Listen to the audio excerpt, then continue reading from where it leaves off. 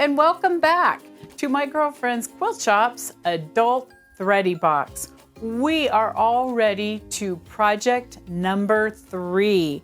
This project is so much fun and you are going to learn lots of fun tips and techniques while making it. Okay, so it is a wall hanging. Let me show it to you. See, there we go. It has pinwheels, it has 9 patches, it has a sawtooth start. You even get to learn how to do some applique on it and a little bit of quilting. Okay, so we are going to get started. We have the Thready Box in 2 different colorways.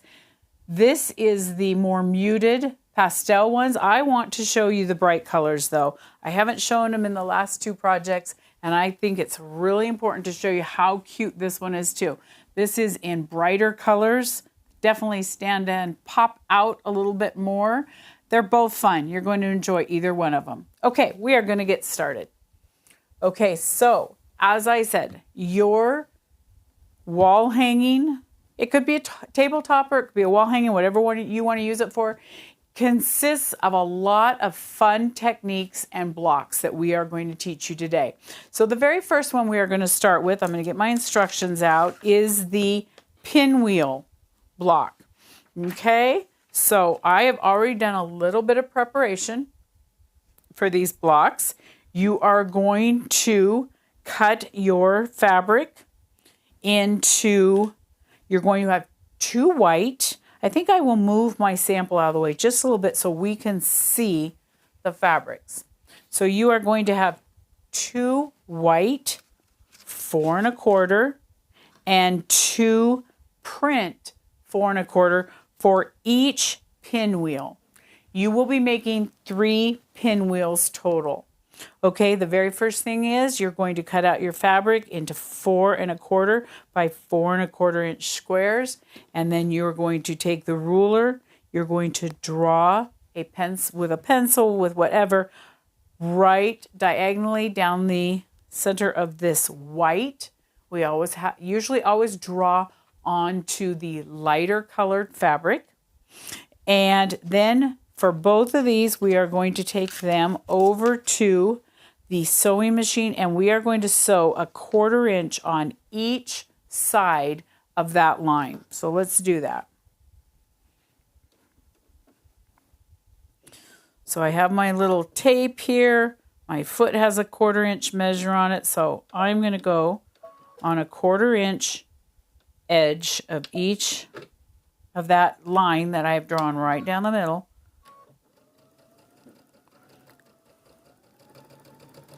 And as we pointed out in the pillow, we have that great 1/4 inch tape on our machine.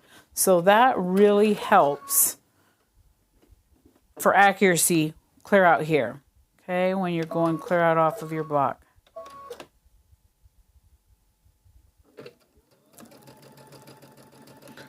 And another thing I'd like to show you is when you're doing a whole bunch of the same block, the same technique, we can do what's called chain piecing. You don't have to take that one out.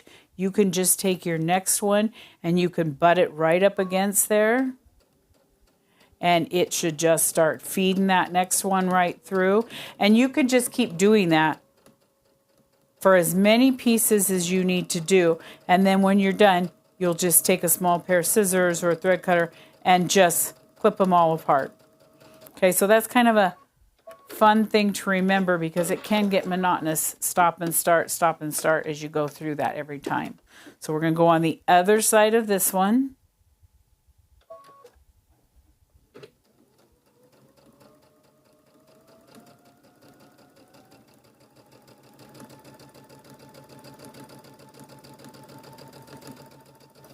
Okay, we're going to take these back to our cutting table.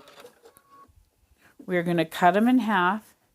And what we are making right here is what is called a half square triangle. So for each pinwheel, you need 4 half square triangle blocks. Just going to cut it right down the middle. Make sure we got through all of that. Same thing on this one. And then we're going to take that over to the iron and we are going to press those open. Okay, so if you didn't join me in the pillow, I'm going to explain when you're pressing half square triangles, you want to press to the dark.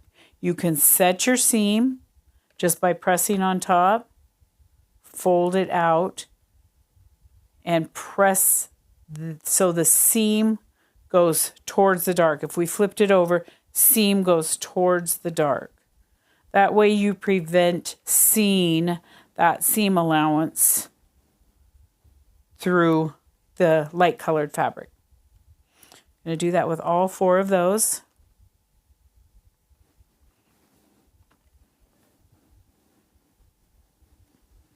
Once again, we want to remember we're pressing, not ironing. These are triangles, and if we push and shove that fabric around too much, it's going to stretch them out. We don't want them to stretch out of shape. So we're just going up and down, pressing.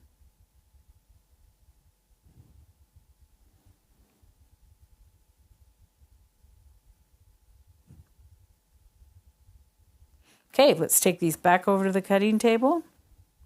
And we need to trim them down. So let me see where I put my little ruler. Here we go.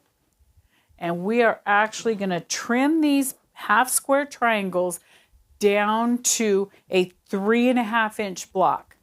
So I'm going to go over this technique one more time. I know we did it in the pillow, but it's something that's really good to remember. So on your ruler, you have a line that goes right down the middle of it. So what you're going to want to do is put that line right on the seam where those 2 fabrics meet up.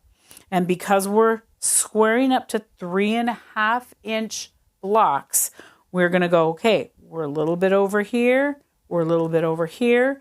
We're going to trim our first 2 sides, put some pressure on your ruler, take your cutter, go right along here. Then we're going to flip it around, get that one cut off of there. So I have my dog ear out here now. Do the same thing, putting that line right on that seam. Now I'm going to put my 3.5 measures right on the edge of that block. I'm going to push it down, making sure that that line's going right down the middle. And I'm going to trim the other 2 sides. That way we make sure we get an absolute accurate 3.5 inch block. Okay, we're going to do that with all 4 blocks because your pinwheel is not going to look good if these are not accurate. You want all of these points to match right up in the middle. Okay, we are done trimming up all 4 of our blocks. Get rid of our trash here. And we are going to put the blocks together. Best way to know how to put them together is to look at a diagram. So it lays like this. Dark down here, dark right here, dark right here, and dark right here. So there is your perfect pinwheel. We are going to sew these 2 blocks together and these 2 blocks together. So when you are sewing blocks together that have your seam allowance right here, best thing to do, flip that over and let's see. Start feeding it in. Actually, I'm going to feed it in without those so my machine doesn't want to eat it. Sometimes when you have the bulk right at the very top, your machine wants to eat it. The other thing, if you look, is we have seam going one way, seam going the other. So we're going to nestle those right in there. If you feel those have snuggled right into each other and should give you a perfect union of those 2 seams. Let's lock that.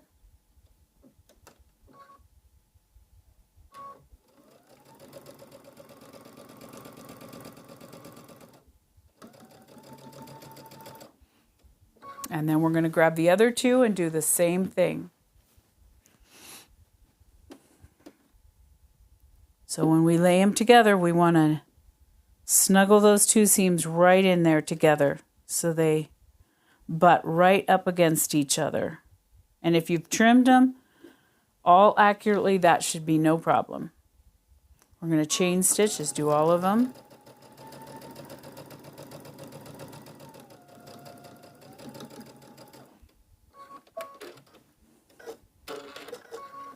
Okay, I'm going to clip those stitches and we are going to come over to the iron and we're going to press them. So when we open up and press these, you're going to press that center seam opposite. So I'm going to press one going one way. Going to lay that down, open up the second one and go, okay, if I pressed that seam that way, this seam is going to go this way. So there again, they're going to butt up and you're not going to have a whole bunch of bulk, a whole bunch of fabric all going the same direction. Lay those on top of each other. Same idea. Match them up. Those are going opposite directions, so they should butt right up against each other. And we're going to use that same 1/4 inch seam and sew these two rows together.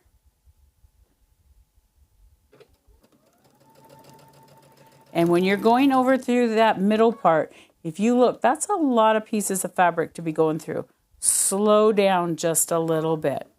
Your machine will like you a whole lot more if you go slowly through that instead of ripping through it and trying to see how fast you can do it.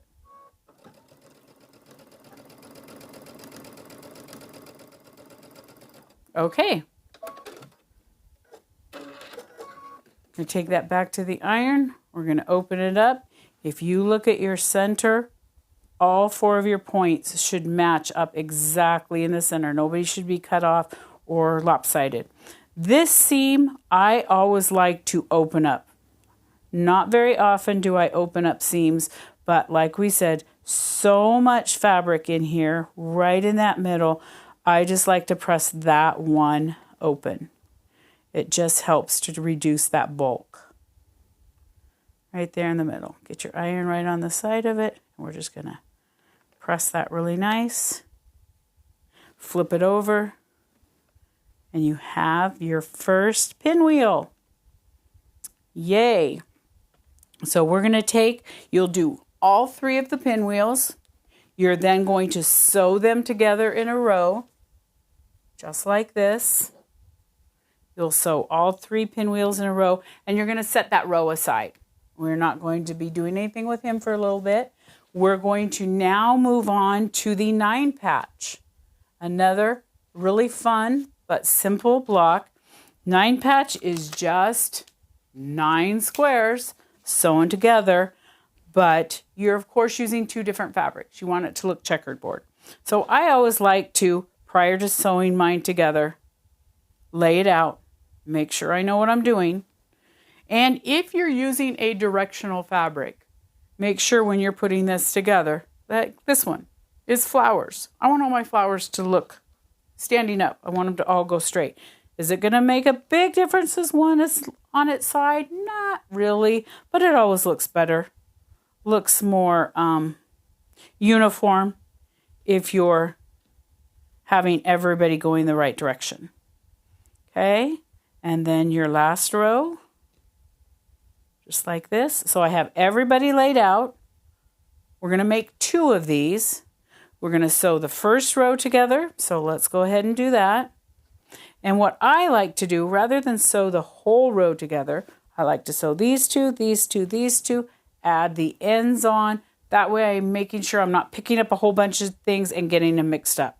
So that's how we're going to do it. I'm just going to sew this one together, chain stitch them all. This is a really good place to use that chain stitching technique.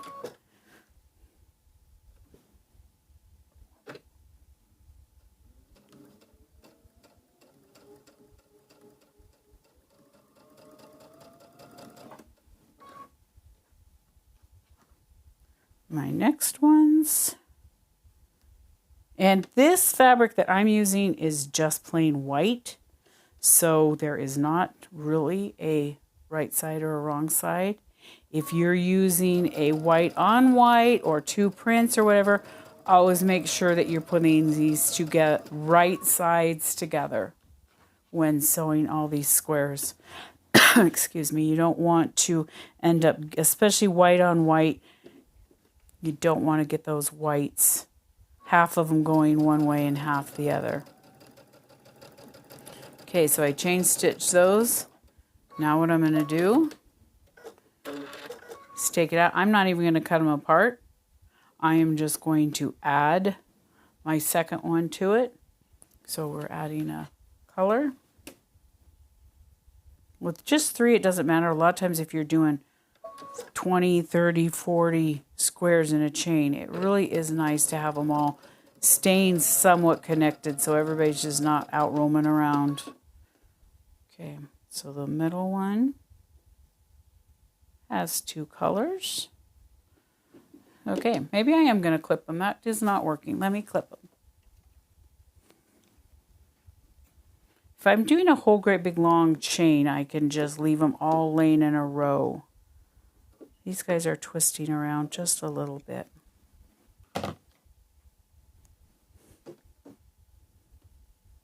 This one I'm going to put, let's see, another color on the outside, and then the other one we'll put a white on the outside.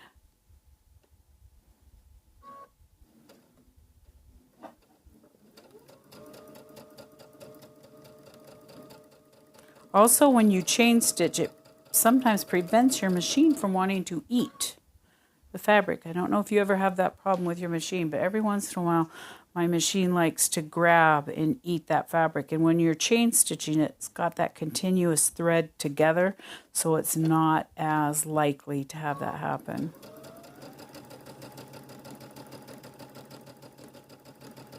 Okay, we are ready to put those rows together. So I'm going to take them over to my ironing board. And this is another one where pressing is really important. So we're going to go over that.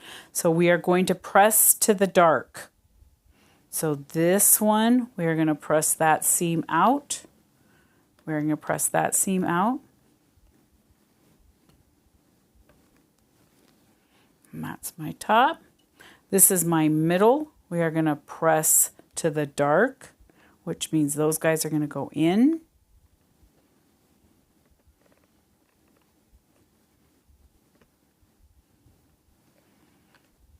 And the same with the bottom one, press to the dark.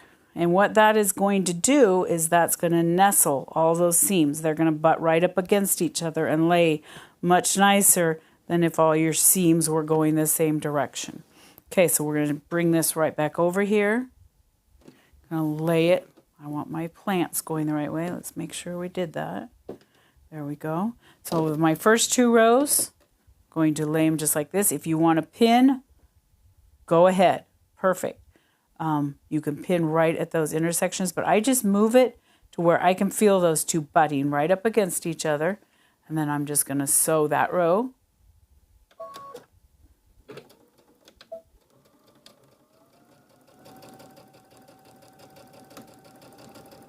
And then I'm going to come right down here on this one, and I'm going to make sure they're butting up right against each other. Just like that.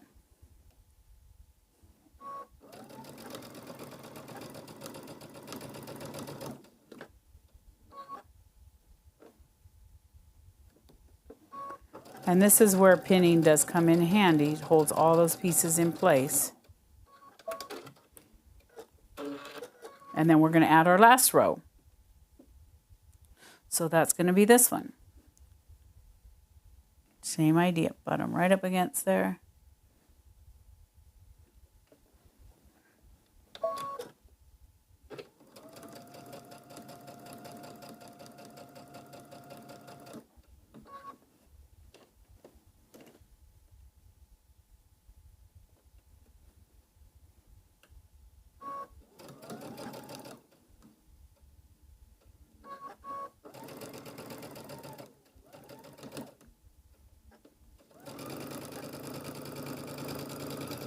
Perfect. And we will take that back to the iron and press that out. That one. doesn't really matter a whole lot, but you're going to press towards the dark on the outside ones. The inside one, this is one of those places where that inside one, you'll see a little bit of the seam allowance, but not bad. Okay, the objective of this block, once again, is to make sure that all these corners match right up. Okay, that's what you want to have happen. And you're going to make 2 of these. We'll put this one right here. So we're just going to lay these. We're not actually going to sew them together because we have to make the sawtooth star in the middle. So that's the next one we're going to work on. It's called a sawtooth star. And the technique you're going to learn on this guy is what's called flying geese. Okay, so I'm going to pull my instructions just like this. So you've cut everything out. You have 4 2x3.5s. You have 8 2-inch. And what happens is you're going to take this 2-inch, you're going to lay it right on top. Now what you want to do is draw a diagonal line. Now, if you want all of your, because this is a directional fabric, you want them all to go the same way. You'll lay them out and look, okay, I probably want I think I want mine to, that's going to be upside down. I play with it a little bit to make sure it's the way I want it. So when I open this up, I want my plants to stand up straight. So this is the way I'm going to lay it on here. I am then going to draw my diagonal line on the back of this one, just like this. Okay, if you do not have directional fabric, it doesn't matter. Just draw the lines on the back of all of them. But because I'm a little bit finicky and want my plants to stand up straight, this is the way I'm going to do it. So I'm going to do that on every one of these, all 4. And this is going to be a little different than we did it on our half square triangles, because these you are actually going to sew directly on the line. You are not going to sew a 1/4 inch. Okay, so these we actually are going to go right directly on that line.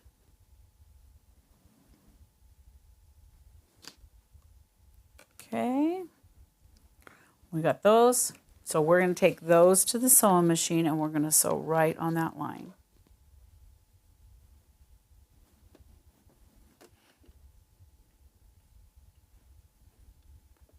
Put that line directly under your needle.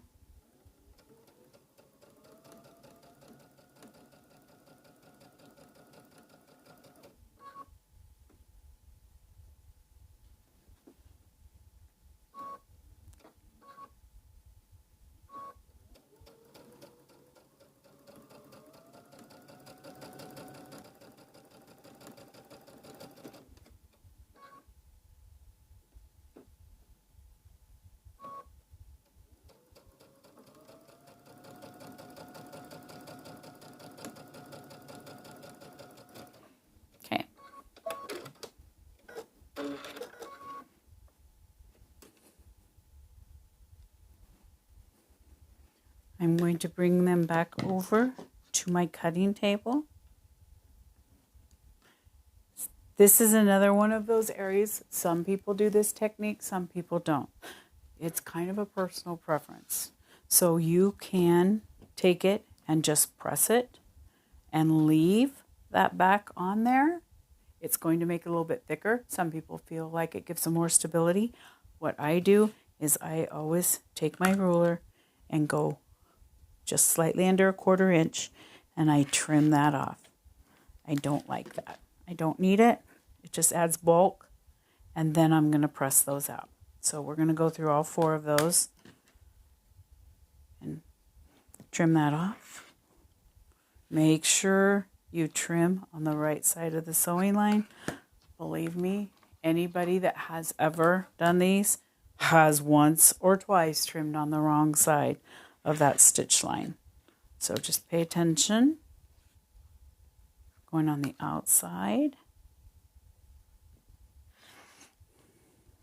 Okay, and then we're going to take those over and press them.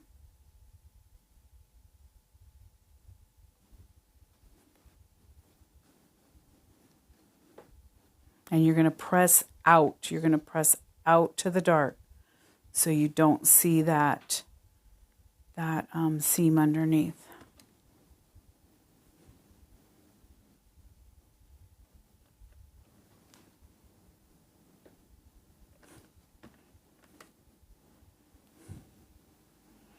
This is one of those places, if you're used to using like a best press or a light starch or anything like this is a good place because you do want these guys to lay nice and flat before you put the second piece on. I'm just going to take and just zap them each just a little bit. I want them to lay really good and flat. You don't have to use a lot. You don't have to saturate it.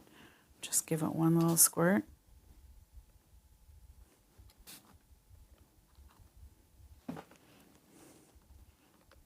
Okay, we're going to take them over and we're going to add the second. Okay, so now, same idea. If this was non-directional fabric, it didn't really matter. I just draw the lines on the back and go for it. But because I want my plants all to look like they're going the same direction, I'm going to lay it on here. I'm going to fold it up and go, yep, that's the way I want it.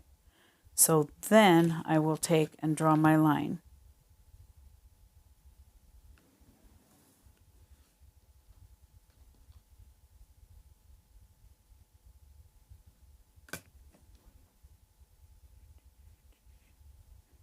You're going exactly from corner to corner on those.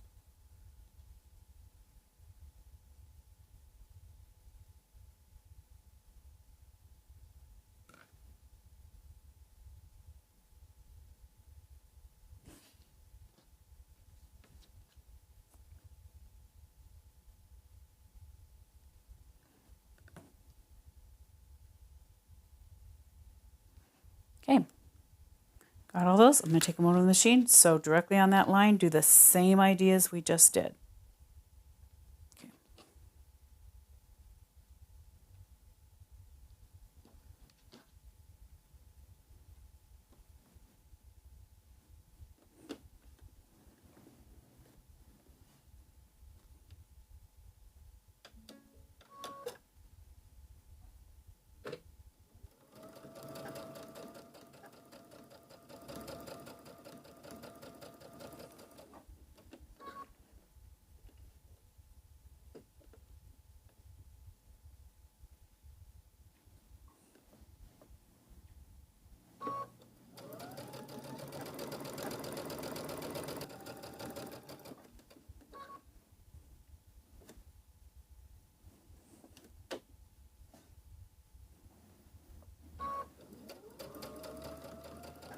Okay, we are done putting the second square on our flying geese. We're going to take these 4 over, trim them up, press them, and we are ready to put our block together.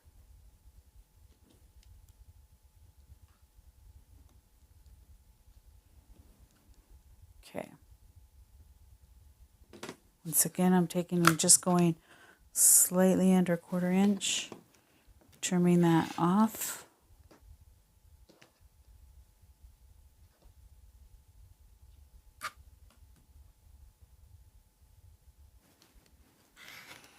The least amount of bulk you have in your quilt blocks, the better, especially if you're having it quilted by somebody. They don't like going over lots of bumps and seams with their quilting machine. So the more we can help them out, the better. Okay, we're ready to press these, and then we'll get ready on that block.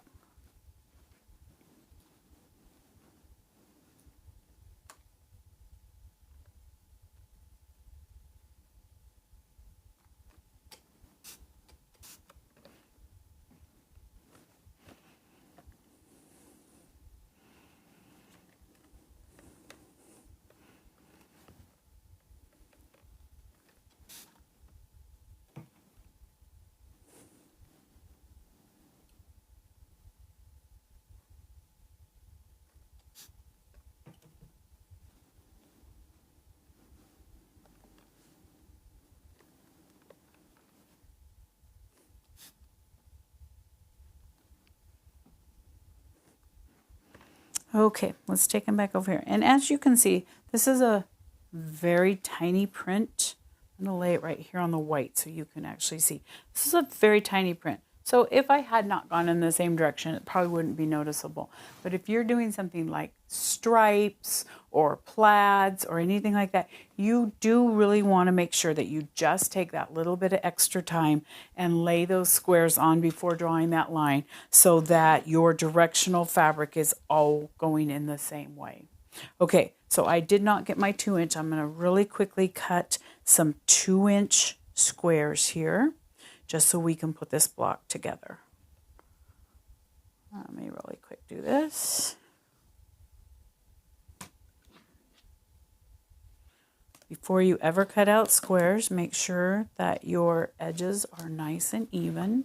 So I always trim up really nice here. And of course okay, now I'm going to do a 2-inch.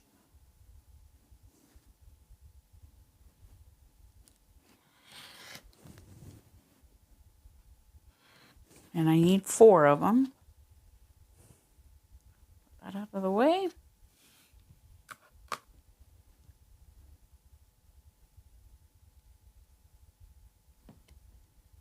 Oh, don't want that ruler to slip. We want accurate 2-inch squares here.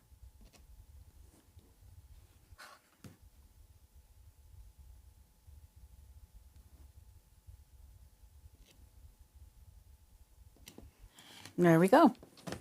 Okay, so we are going to lay our block out. This is our center. We have the flying geese here, and here, and wrong way, here, and here, and our 4 corners. This is going to be your block.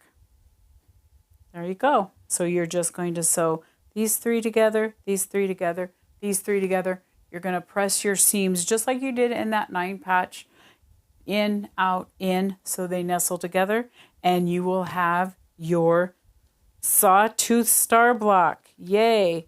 Okay, we are going to move on to one more demo, and then we are going to show you what it's going to look like when you put everything together. Okay, so the last part is our spools of thread and needle. Okay, so first let's do the spools. So we use what is called Heat and Bond. It is a project, it's actually Heat and Bond Light.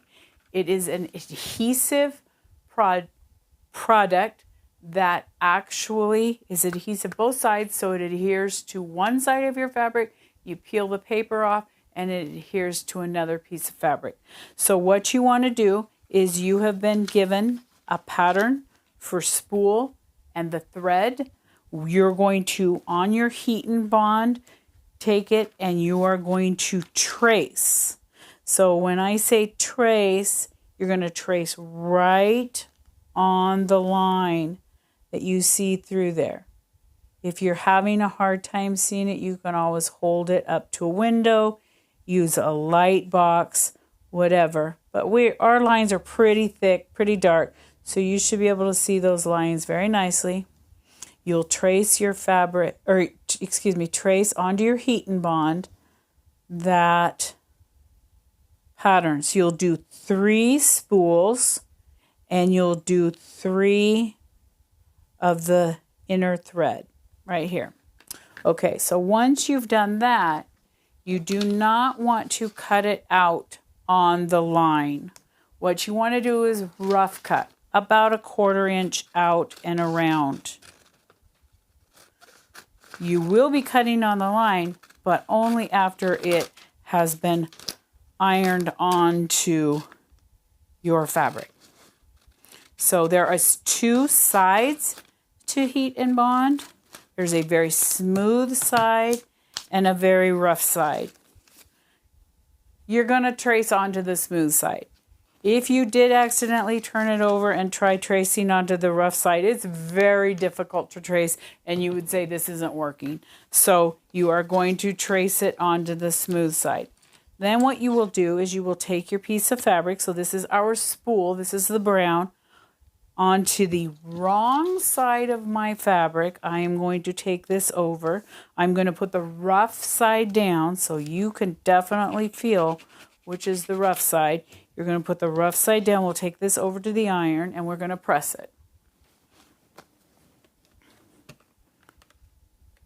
It does not take a whole lot of heat onto a cotton fabric to get it to adhere.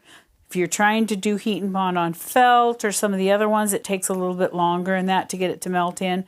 But on cotton, it usually goes right on really well. So then what we're going to do is we'll take it back over here and we're going to use scissors.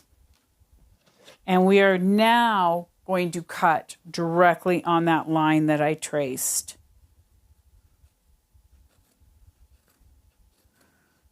Right on the line.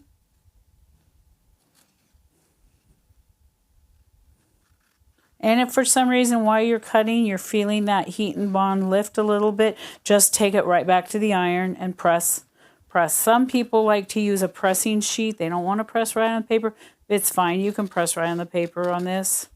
It's not going to have any problems.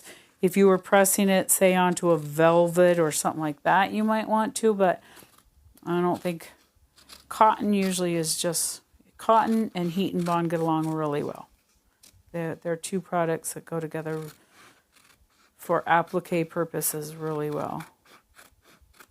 So I'm cutting right on that line. This is one. You'll do 3 of these with 3 different colored centers. So that's our spool.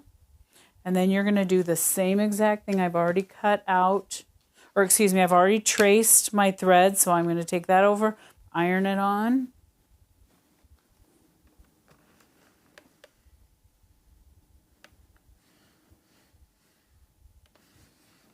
And we're going to cut that one out in the same manner, right on the direct line. Right on the drawn line directly. There we go. And the thread kind of is made to look like it just overlaps a little bit on that spool, so we gave you a little bit of a lip. This is one of those places where you don't like what it looks like, you can do it however you want. Applique is so much fun.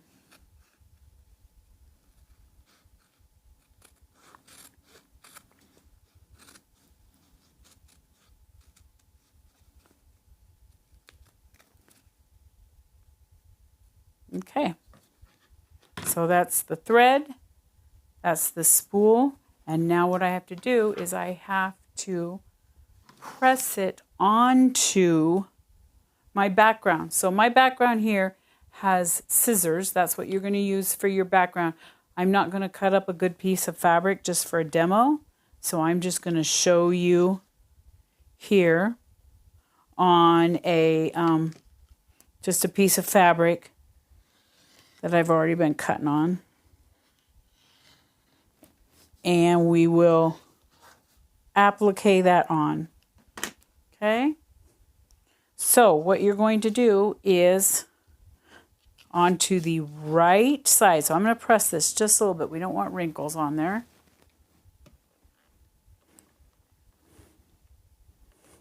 So what you're going to do for your wall hanging, you're going to cut out your background according to your pattern. It's going to tell you the exact size to cut it out. So all 3 of your spools will go on nicely. Don't put just one on at a time. Get all 3 of them cut out, lay them out prior to pressing them on there. Make sure when you put them on that you leave at least a 1/2 inch on each edge, because you're going to have a 1/4 inch seam and you don't want to end up losing the corners of your spools in your seam. Okay, so what we do is this heat and bond will peel right off of here. So if you have a hard time, if you have nails, like I have artificial nails, right?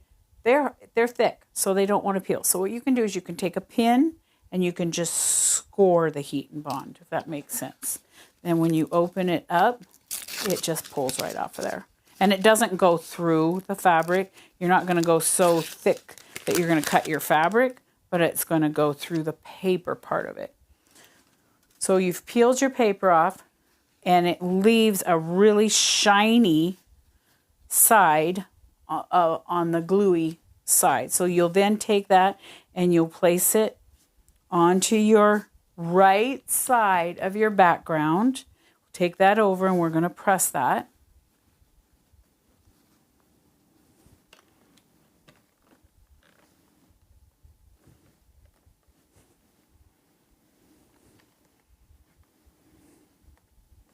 And then you'll do the same thing with the thread.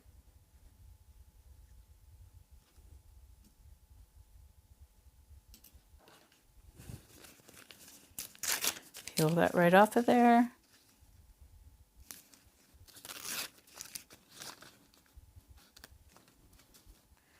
Lay it right on, just like what a spool of thread looks like. And we're going to press that on.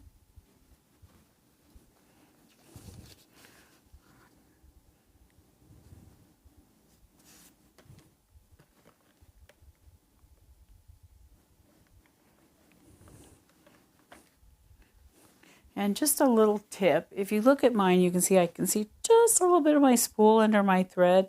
So what I should have done is prior to pressing it on there, the brown on, I should have laid them on top of each other and trimmed up that spool just a little bit had I seen that.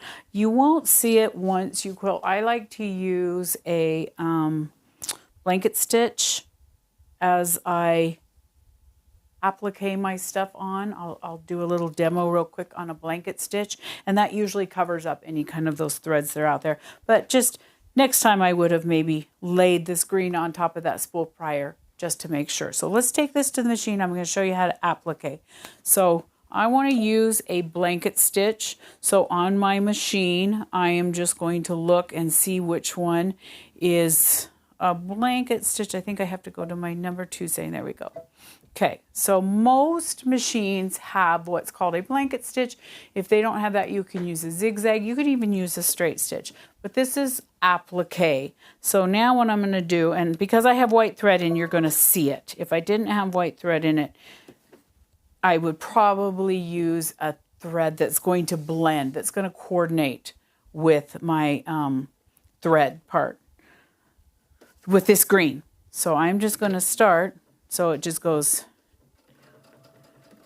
And sometimes I like to play with this on a scrap piece of fabric prior, just so I know the stitch and that length and width that I want to use, but just for demo. So this is just doing a blanket stitch. So let me show you what. I'm going to lock that. Always lock the stitches on these. And let me show you what that does. So this is really fun. I would definitely make this bigger. That's way smaller than I would want it for applique. So that's what it looks like. I would have made that bigger, but that's the idea of one of the applique stitches you can use. You can also use zigzag. You can just use a straight stitch, but that's really fun. So you're going to go around all of those pieces and applique them onto your background. The next little thing that we're going to do, let me find where I put my Sharpie marker. There it is. Okay, so if you look at our sample, we have the cutest little needle right here, and that's done with silver glitter.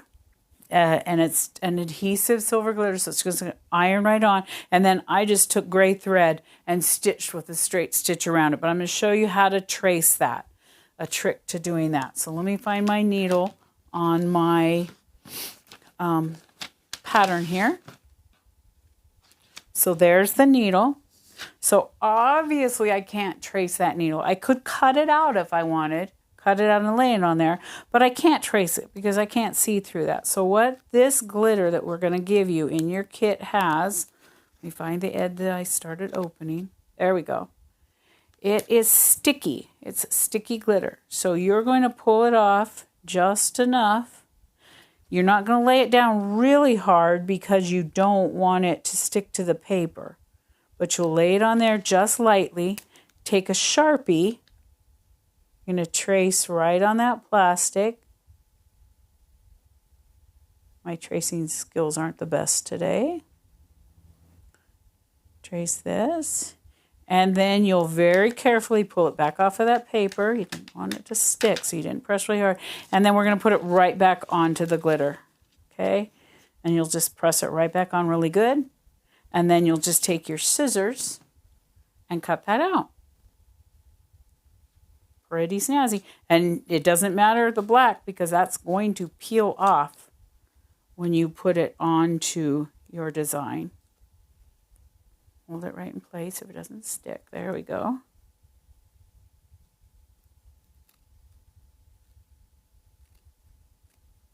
Cut it out. If you have a very small pair of scissors, you can just cut that inside part. Then you're going to take this and you'll take it on our sample. It's just leaning right here on the side of a spool thread. You can put it wherever you want. And you'll just, with a pressing cloth, so take the plastic off. With a pressing cloth, you'll lay a cloth on top and iron it down. And then what we did is we just took some black embroider floss and just did a little embroider, just a straight stitch. And did a little, looks like a little piece of thread coming off of the black thread here. So that is putting together, that's all the components for your wall hanging. What you're going to do then, as in the instructions, it tells you how to put them together. So you'll sew these 3 pieces. We've already done that. Sew the 3 pinwheels together. You'll sew the 9-patch Sawtooth Star 9-patch together. You'll sew that onto this. And then you'll sew this onto this. So if you want to quilt it, then you can get some batting. I actually did some quilting prior to putting these on. It's up to you. Some people don't even want to quilt things like this. They just like it just the way it looks. But if you did want to quilt it, I just quilted inside of each of the blocks, the squares. This one here, we put everything together, and then we just did an overall quilt design over the whole thing. So everything got put together first. We put some batting behind it, put the backing on, and quilted it. And then you will, after you get done with all that, you will make your binding and bind it. And you will be done with the 3rd project, the So Fun wall hanging of our My Girlfriend's Quilt Shop Thready Box, adult Thready Box. So that's it. We're done. If you have any questions or thoughts or concerns or anything like that, our customer service at mygirlfriendsquiltshop.com would be more than happy to help you. Give us a call. They can connect you with me. I can walk you through anything if you have questions. But I hope you had so much fun making. I had a lot of fun making these, and I'm definitely going to be making more. This is not the end for me. So give us a call if you have any questions, and hope you had fun. Thanks so much for joining me.